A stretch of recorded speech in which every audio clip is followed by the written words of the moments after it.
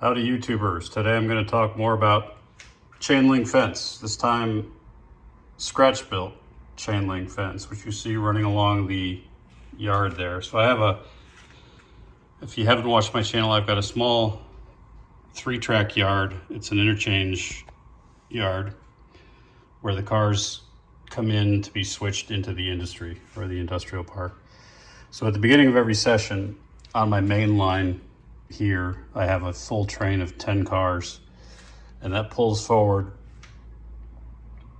all the way out to the extension on the layout, which it's not all the way out there yet, but by going out to the extension, I'm going to have some maintenance away cars here on the siding, but when the full train pulls out onto the extension, it clears the switch that allows it to back into the yard. So as it comes off the main, it backs the 10 cars, 5 in each of the 2 yard tracks. And each of those 5 will be a separate operating session. And there's a total of 10 cars at all the industries. So when each of those 2 cuts are switched out, then all the cars have been switched on each of the industries, but then you're left with 10 different cars in the interchange yard. So you get another 2 sessions. So there's quite a bit you can do on the layout. And I'll explain more of that in future operations videos. But the purpose of the fence, this fence, was to give some linear separation between the industrial park or the industrial area of the layout and the yard itself. So I say it's the 3-track yard. There's 2 active tracks. At the head end, there's a engine facility where the engines can have maintenance and refueling. It's a 2-track engine facility there. That's fenced in. And then the yard at one point had a 3rd track, which is now abandoned. And presumably that was the caboose track or a track that just wasn't used. So they tore up the switch, and it's now an access road for the maintenance away crew. So the switch would have come off that 1st yard track and gone into this 3rd track here. And this, I had a separate video on this as well. So you've got some stray cats on there, some feral cats on the abandoned track, and static grass. And you can see how I did that on a video that I've posted on the abandoned track. Anyway, this fence here gives a nice visual separation of that yard from the main layout. And it's made with 40,000th styrene rod and wetting Tulle or wetting veil. And you can see that I've rust washed it in spots. And there's some areas that I've bent it up so it looks kind of mangled. It's been there for a while. As fences do, they get bent and people try to push their way through. So I really like the way this came out, more so even than the kits that I've done. And I've shown videos on some of the kits, and I'm going to talk about those in this video as well. And even the end of the fence is banged up. It got hit by a rail car or something at one point. And I've got to do the next bit I'll do is I'll put some foliage down here. I'll probably do static grass at the base to give it a grown-in look, but it's effectively done. It's a long run of fence, so it took a while to do it. And that compares to this fence here, which was a kit.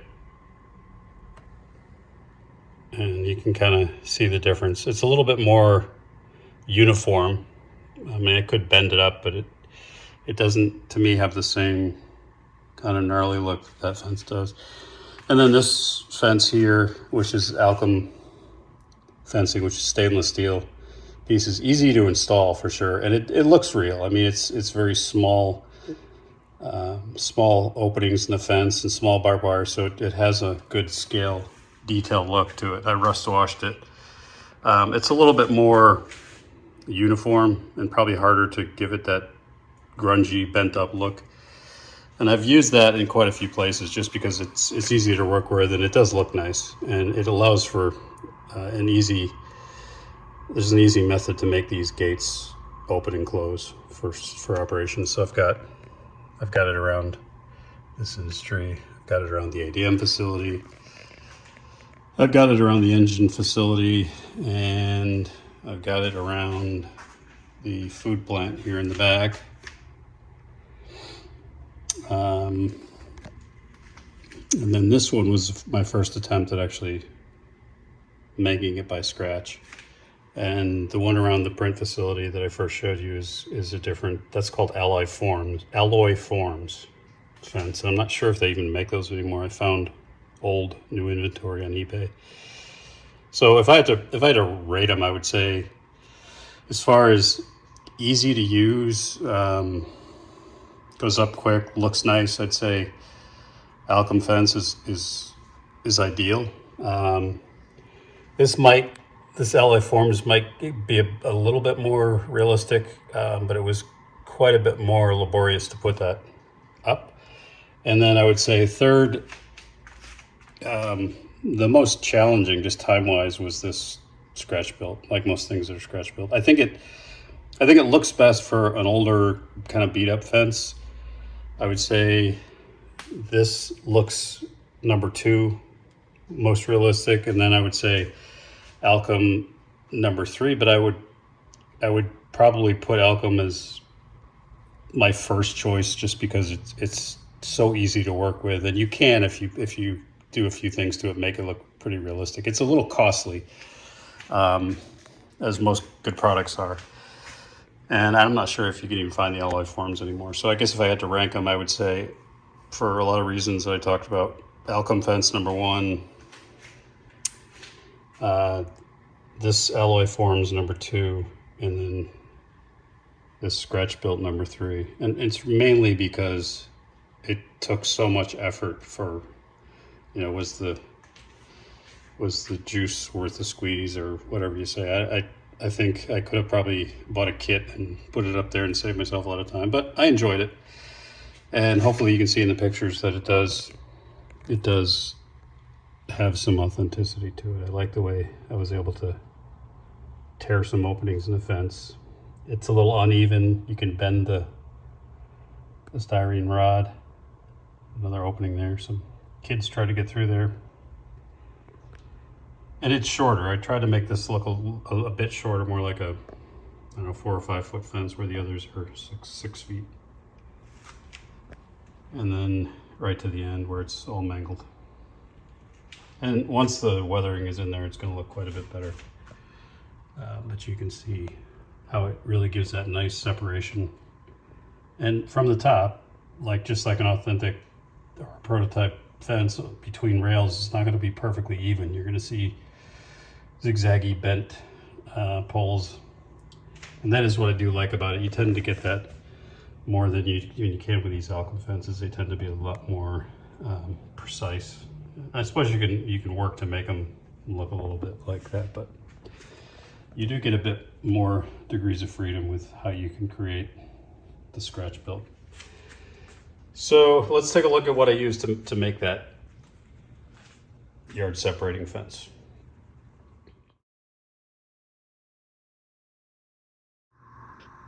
Okay, the first thing I used was 40 thou evergreen styrene rod, and that is for the supports and the top rail. It's the only plastic I use, the only styrene I use. Then I use this wedding tool or wedding veil. I got it from Michael's Crafts, and it's relatively inexpensive.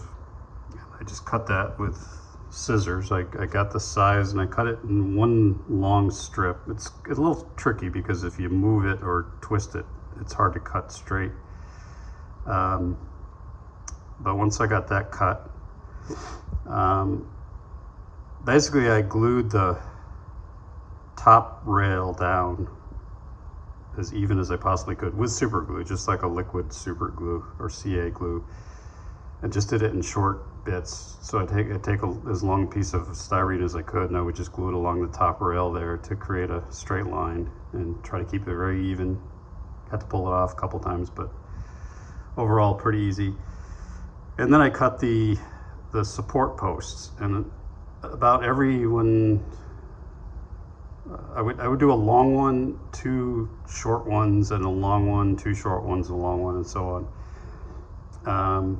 And that's because I didn't want to have to drill pinholes in the Homosoap board for every single one of the posts. And that worked pretty well. It's so easy to cut this stuff. And then to to glue the posts to the top rail, I just use cement, styrene cement, the liquid styrene cement, and just held it there for a minute.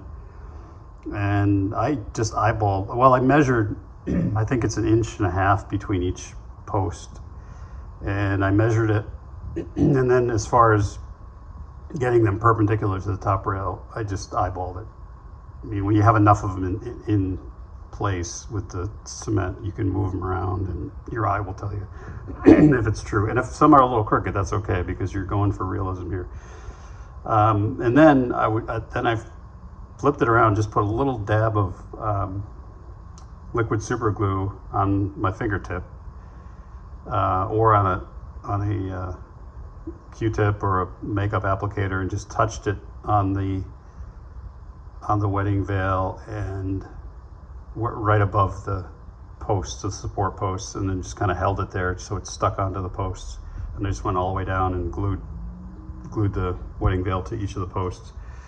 And then once I got the whole thing together structurally, I trimmed a couple of the posts that I wanted short. Basically, you'll have one going into a pinhole, then you have 2 that are flush with the surface of the layout, then you have another one going into the pinhole in the layout, then you have the next 2 flush, so you have to cut them all to make sure that they're all even.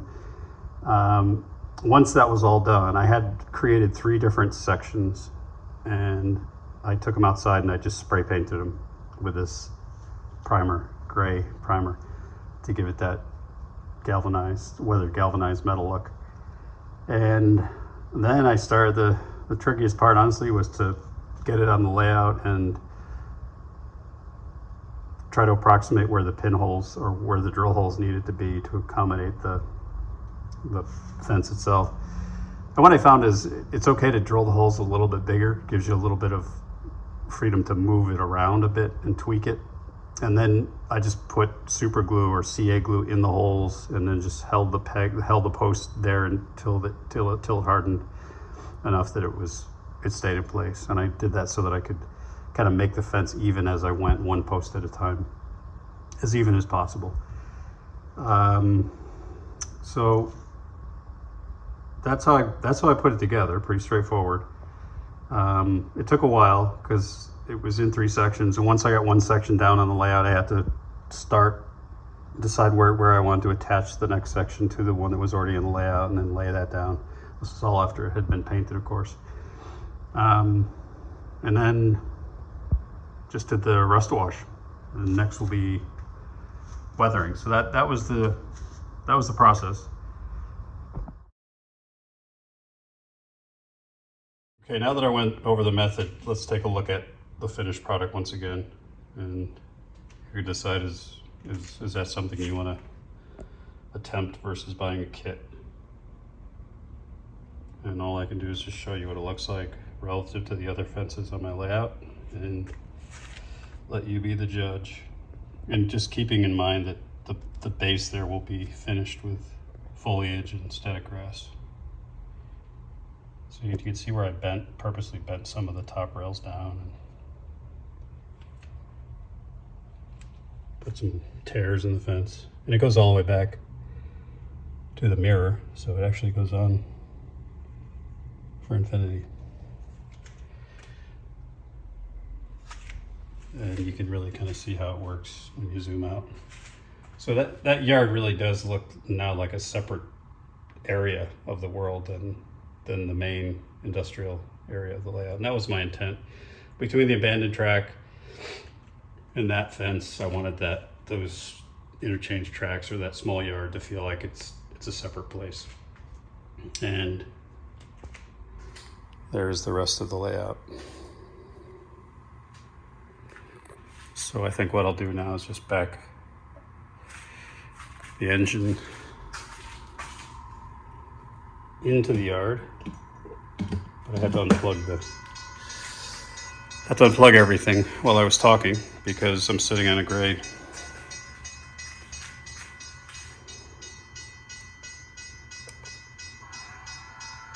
Okay. Starting the engine up.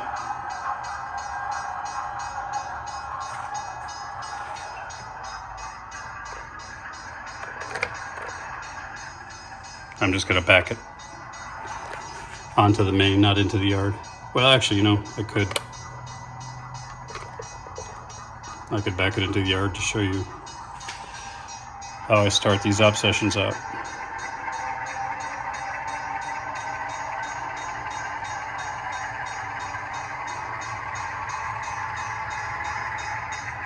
So there's enough headroom now with that small expansion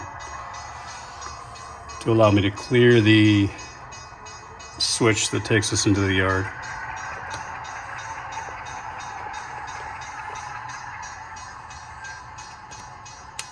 I normally use bamboo sticks for switching. Nice thing about a smaller layout is I don't need to put all the switch machines. I just do it all by hand with this trusty device. Thanks to Publix grocery store. Okay, so now I can back up.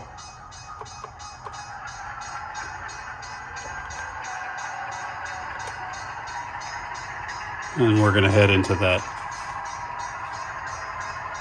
longer track there in the interchange yard. So it came off the main, which is on this side of the fence, and now it's going into the yard, which is on the other side of the fence.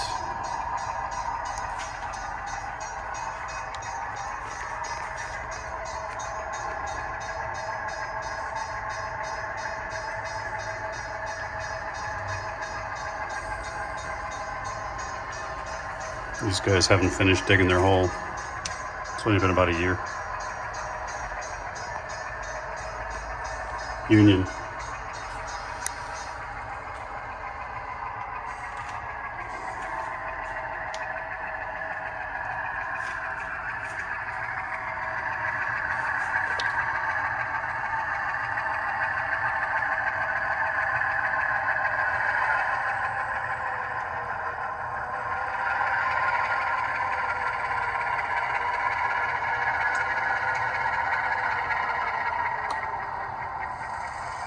What I'll do is I'll cut out the first 5.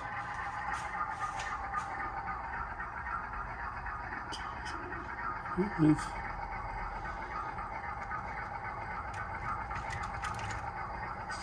we're just gonna leave those on that track.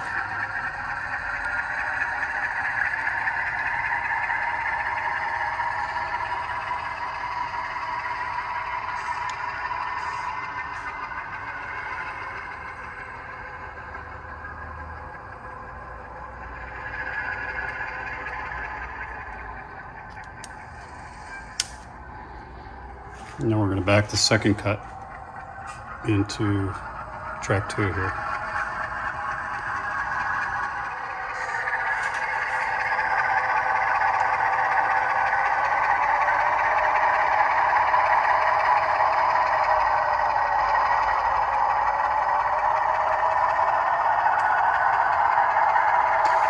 I have this yard set up so there's enough room for an engine to go in front of either part of the cars. That way it gives me room to maneuver the engines in and out of the engine facility for refueling or switching out the engines.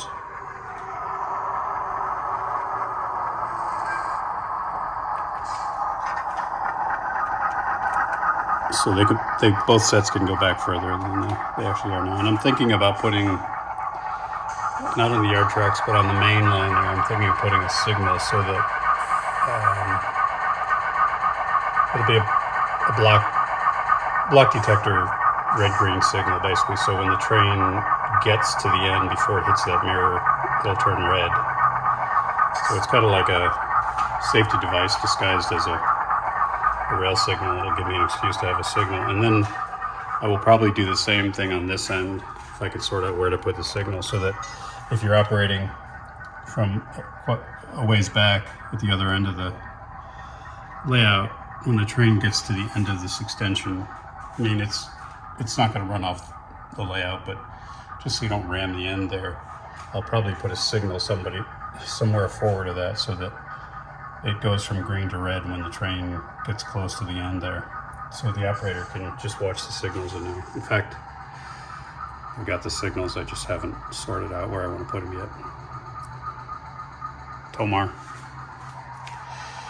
All right, well, I hope that was enjoyable. I hope it was insightful. I'm kind of liking the way that's come out. And more to come. As always, like and subscribe. Have a good evening. Cheers.